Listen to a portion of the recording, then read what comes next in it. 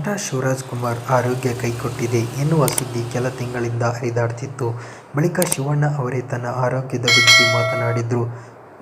ಬಚ್ಚಿಟ್ಟುಕೊಳ್ಳುವುದು ಏನಿಲ್ಲ, ಆರೋಗ್ಯ ಹದಗೆಟ್ಟಿದೆ. ಆರಂಭದಲ್ಲಿ ತನಗೂ ಭಯವಾಗಿತ್ತು. ಬಳಿಕ ಮನೆಯವರು ಧೈರ್ಯ ತುಂಬಿದ್ರು ಅಂತ ಹೇಳಿದ್ದಾರೆ. ಸರ್ಜರಿಗಾಗಿ ನಟ ಶಿವರಾಜ್ ಕುಮಾರ್ ಅಮೆರಿಕಕ್ಕೆ ತೆರಳುತ್ತಿದ್ದಾರೆ. ಅಮೆರಿಕೆಗೆ ತೆರಳುತ್ತಿರುವ ಶಿವರಾಜ್ ಕುಮಾರ್ ಬೇಗ ಹುಷಾರಾಗಿ ಬರಲಿ ಅಂತ ಅಭಿಮಾನಿಗಳು ಕೂಡ ಪ್ರಾರ್ಥಿಸಿದ್ದಾರೆ. ಜೊತೆಗೆ ಕುಟುಂಬಸ್ಥರು, ಸಿನಿಮಾ ರಂಗದ ಗಣ್ಯರು ಹಾಗೂ ರಾಜಕಾರಣಿಗಳು ಕೂಡ ಶಿವಣ್ಣನ ಮನೆಗೆ ಭೇಟಿ ನೀಡಿದ್ರು. ಶಿವರಾಜ್ ಕುಮಾರ್ ಹಾಗೂ ಸುದೀಪ್ ಆತ್ಮೀಯರಾಗಿದ್ದಾರೆ.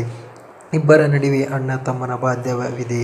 ಶಿವಣ್ಣ ಪತ್ನಿ ಗೀತಾ ಅವರನ್ನು ಗೀತಕ್ಕ ಎಂದು ಕರೆಯುವ ಸುದೀಪ್ ಇಬ್ಬರ ಮೇಲೆ ಅಷ್ಟೇ ಪ್ರೀತಿ, ಗೌರವ ಹೊಂದಿದ್ದಾರೆ.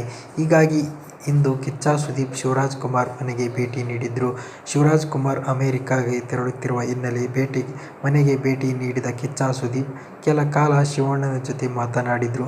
ಬಳಿಕ ಪ್ರೀತಿಯ ಅಪ್ಪುಗೆ ನೀಡಿದ್ರು. ಈ ವೇಳೆ ಸುದೀಪ್ ಭಾವುಕರಾದಂತೆ ಕಂಡ್ರು. ಶಿವಣ್ಣನನ್ನು ಸುದೀಪ್ ಅಣ್ಣನ ಸ್ಥಾನದಲ್ಲಿ ನೋಡ್ತಾರೆ. ಹೀಗಾಗಿ ಕೊಂಚ ಭಾವುಕರಾದಂತೆ ಕಾಣ್ತಿದೆ. ಮಾಜಿ ಸಚಿವ ಹಾಗೂ ಹಿರಿಯ ನಟ ಬಿ.ಸಿ. ಪಾಟೀಲ್ ಕೂಡ ಶಿವರಾಜ್ ಕುಮಾರ್ ನಿವಾಸಕ್ಕೆ ತೆರಳಿದ್ದರು. ನಟನಿಗೆ ಹೂಗುಚ್ಛ ನೀಡಿ ಶೀಘ್ರ ಗುಣಮುಖವಾಗಿ ಅಂತ ಶುಭ ಹಾರೈಸಿದ್ದಾರೆ. ಸಚಿವ ಮಧು ಬಂಗಾರಪ್ಪ ಕೂಡ ಶಿವಣ್ಣ ಮನೆಯಲ್ಲಿ ಇದ್ದರು. ಮಧು ಬಂಗಾರಪ್ಪ ಶಿವಣ್ಣನ ಪತ್ನಿ ಗೀತಾ ಅವರ ಸಹೋದರರಾಗಿದ್ದಾರೆ. ನಟ ವಿನೋದ್ ರಾಜ್ಕುಮಾರ್ ಕೂಡ ಶಿವರಾಜ್ ಕುಮಾರ್ ಅವರ ನಿವಾಸಕ್ಕೆ ಭೇಟಿ ನೀಡಿದರು. ಕೆಲ ಸಮಯ ಶಿವರಾಜ್ ಕುಮಾರ್ ಜೊತೆ ಮಾತನಾಡಿದರು. ವಿನೋದ್ ರಾಜ್ಕುಮಾರ್ ತಮ್ಮ ತೋಟದಿಂದ ಹಣ್ಣು ತರಕಾರಿಗಳನ್ನು ಶಿವಣ್ಣನಿಗೆ ನೀಡಿದ್ದಾರೆ. ಸರ್ಜರಿಗೆ ಹೋಗುತ್ತಿರುವ ಶಿವಣ್ಣನಿಗೆ ಶುಭ ಹಾರೈಸಿದ್ದಾರೆ. ಶಿವರಾಜ್ ಕುಮಾರ್ ಅವರು ಚಿಕಿತ್ಸೆಗೆಂದು ಅಮೆರಿಕಕ್ಕೆ ಹೊರಟಿದ್ದಾರೆ. ಚಿಕಿತ್ಸೆಗೆ ತೆರಳುವ ಮುನ್ನ ಶಿವಣ್ಣ ಮನೆಯಲ್ಲಿ ಪೂಜೆ ಮಾಡಿದ್ದಾರೆ. ಬಿ.ಸಿ. ಪಾಟೀಲ್, ಸುದೀಪ್ ಸೇರಿದಂತೆ ಚಿತ್ರರಂಗದ ನಟ ನಟಿಯರು ಶಿವಣ್ಣ ಮನೆಗೆ ಭೇಟಿ ನೀಡಿದ್ದಾರೆ. ಆದಷ್ಟು ಬೇಗ ಗುಣಮುಖರಾಗುವಂತೆ ಹಾರೈಸಿದ್ದಾರೆ.